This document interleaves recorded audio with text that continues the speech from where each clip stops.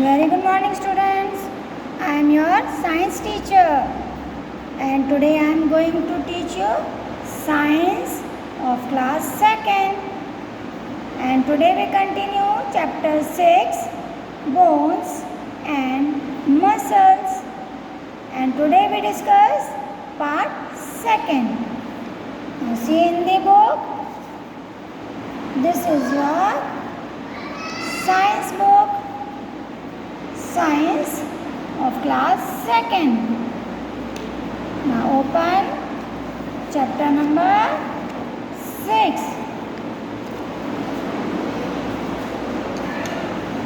See here, this is the chapter number 6, bones and muscles. Part 1 में हमने bones और muscles के बारे में हम पढ़ चुके हैं। हमारी बॉडी में बच्चों कितनी बोन्स होती हैं? 206। और मसल्स कितने होते हैं? More than 600। 600 से भी ज़्यादा मसल्स होते हैं। So now today we discuss about the exercise.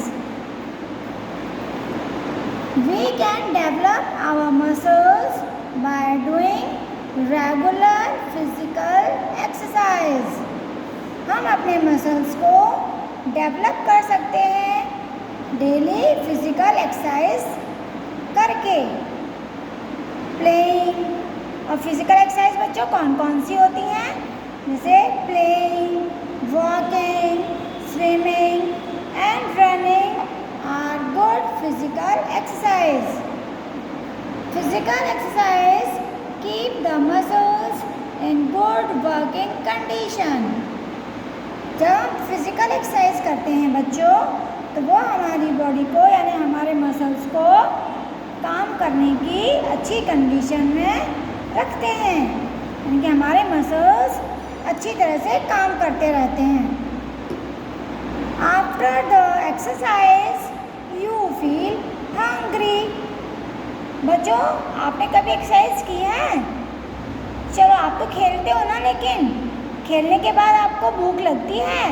Yes, तो इसी तरह से जब हम एक्सरसाइज करते हैं तो एक्सरसाइज करने के बाद हमें भूख महसूस होती है कि हमें भूख लग रही है। So you eat well. इसलिए आपको अच्छा खाना खाना चाहिए, यानी कि एक्सरसाइज करने के बाद आपको कुछ खाना चाहिए। You also sweat when you exercise। और जब बच्चों हम एक्सरसाइज करते हैं, आप एक्सरसाइज करोगे तो उसके बाद हमारी बॉडी से बाहर क्या निकलता है? स्वेट, पसीना। जब हम एक्सरसाइज करते हैं तो एक्सरसाइज करते समय पसीना निकलता है। Sweat removes the waste matter from your body. और बच्चों, जो स्वेट होता है वो हमारी बॉडी से वेस्ट मैटर को, यानी जो बेकार के चीज़ें हैं, उनको पसीने के रूप में बाहर निकालता है। और देखिए यहाँ पे कुछ एक्सरसाइज दी हुई है। ये क्या कर रहे हैं? वेट लिफ्टर्स, जो वेट उठाने की एक्सरसाइज करते हैं। ये साइकिलिस्ट हैं, ये स्विमिंग है, ये क्रिकेटर्स हैं जो क्रिकेट खेलते हैं, ये टेनिस प्लेयर हैं, ये सब गेम खेलते हैं। तो गेम खेलने से भी हमारी एक्सरसाइज होती है। और ये जिम्नास्टिक हैं, जिनसे वो परफॉर्म करते हैं, तो उसके साथ साथ उनकी बॉडी की एक्सरसाइज भी होती रहती है।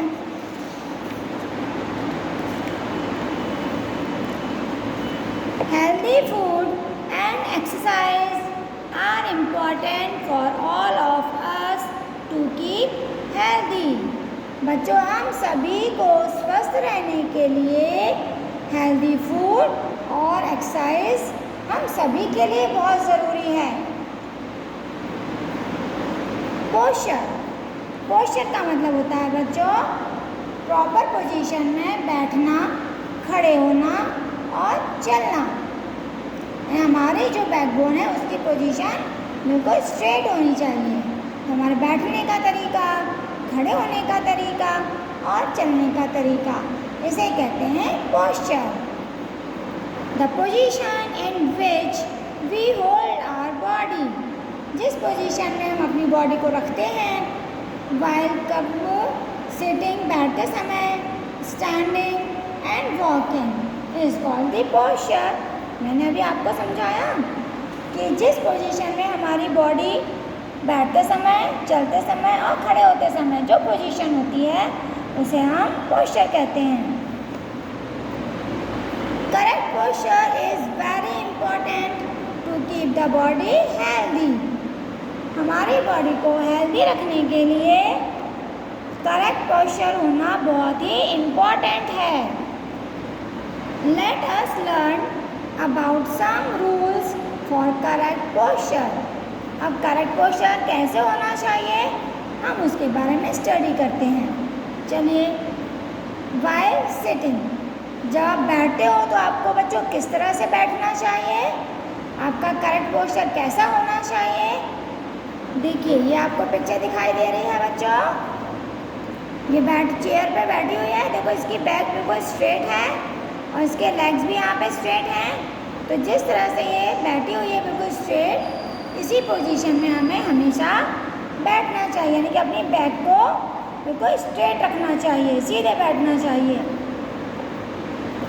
बहुत से बच्चे होते हैं ना, ऐसे झुककर बैठ जाते हैं, जैसे इनकी कमर ऐसे झुक जाती है, तो ऐसे झुककर नहीं बैठना चाहिए। बिल्कुल हमारी जो बैक है बिल्कुल स्ट्रेट होनी चाहिए।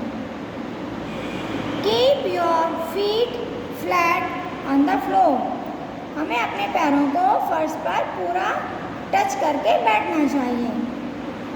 Do not stood too much in front, हमें बहुत ज़्यादा आगे खड़ा नहीं होना चाहिए।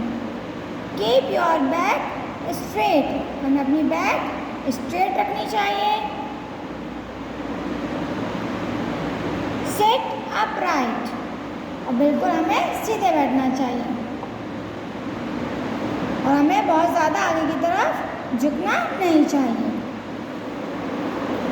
वाइल वॉकिंग, चलते समय हमारा पोस्चर कैसा होना चाहिए। देखो, ये चल रहे हैं, चलते समय भी जो हमारी बैक है वो स्ट्रेट होनी चाहिए। Keep your chest out, chest मतलब हमें बिल्कुल सीना तान कर चलना चाहिए। होल्ड योर हेड हाई, हमें अपना सिर ऊंचा रखना चाहिए, ऐसे हमें झुकाना नहीं चाहिए।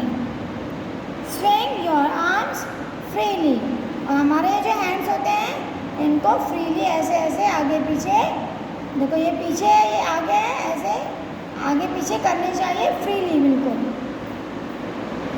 वियर प्रॉपर शूज़, अब चलते समय हमारे जो शूज़ होते हैं वो कंफर्टेबल होने चाहिए, हमें चलने में कोई परेशानी नहीं होनी चाहिए। तो ये हमारा करेक्ट पोस्चर है जब हम चलते हैं। वाइल स्टैंडिंग, अब खड़े होते समय हमारा पोस्चर कैसा होना चाहिए। अगर आपसे कोई कहे कि बेटा खड़े हो जाओ, तो खड़े तो हम हो जाते हैं, लेकिन टेढ़े मेढ़े आगे झुकते हैं, पीछे झुकते हैं, साइड में झुकते हैं, तो ऐसे हमें नहीं खड़ा होना चाहिए। तो खड़े होने का जो करेक्ट पोस्चर है वो कैसा होना चाहिए। Stand erect with your back straight, हमें अपनी बैक यानी कमर को और जो हमारी मतलब बैक है, बैक बोन, उसे स्ट्रेट रखना चाहिए और बिल्कुल सीधे खड़े होना चाहिए। देखो, ये पिक्चर दिखाई दे रही है आपको, बिल्कुल स्ट्रेट, इसकी बैक स्ट्रेट है बिल्कुल, ऐसे हमें सीधे खड़े होना चाहिए। कीप योर चिन इन, चिन हमें अपने अंदर रखनी चाहिए, देखो यानी कि ये अंदर रखनी चाहिए, ऐसे नहीं कि ऐसे मतलब गर्दन आगे की तरफ निकाल कर हमें नहीं खड़े होना चाहिए। कीप योर चेस्ट आउट, सीना तान कर खड़े होना है, झुकना नहीं है मतलब। Keep your feet little apart, जब हम बच्चों स्ट्रेट खड़े होते हैं तो हमें नीचे के अपने जो पैर होते हैं वो थोड़ी दूर दूर खड़े रखने चाहिए, बिल्कुल मिलाकर नहीं रखना है, नहीं तो फिर हमारा बैलेंस नहीं बनेगा और हम गिर जाएंगे। तो पैरों के बीच में थोड़ा सा डिस्टेंस होना चाहिए। The body weight should be distributed evenly over both the feet. क्योंकि हमारी बॉडी का जो वेट है बच्चों वो हमारे पैरों पर आता है, इसलिए हमें अपने पैरों को थोड़ा दूर दूर रखना चाहिए। तो इस तरह से बच्चों हमने क्या सीखा कि हमारा पोस्चर कैसा होना चाहिए, बोन्स, मसल्स, जॉइंट्स, एक्सरसाइज, इस सब के बारे में हमने इस चैप्टर में डिस्कस किया। तो your chapter is completed. So thank you. Have a nice day.